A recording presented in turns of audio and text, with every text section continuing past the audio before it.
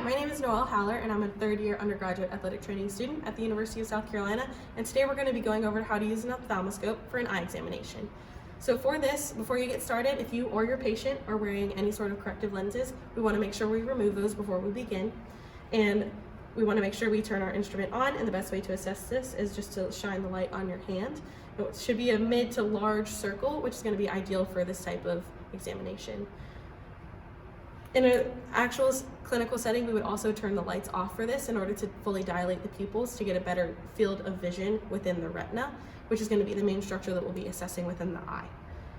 With this, we're going to start shoulder width apart from the patient in order to assess red reflex. So you'll have that light turned on and you'll just shine it over their eye.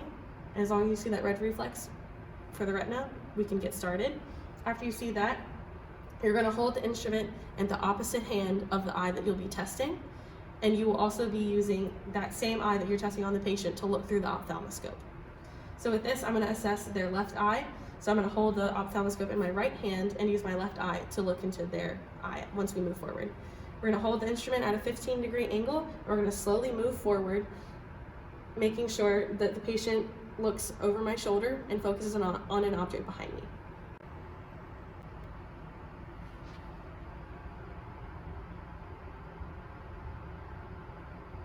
All right, and those structures that you should be seeing during this examination are going to be the blood vessels leading to the optic disc. There are also two other structures known as the fovea and the macula, but they're not as evident looking through an ophthalmoscope.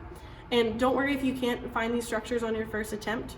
They're very difficult to find on this type of examination.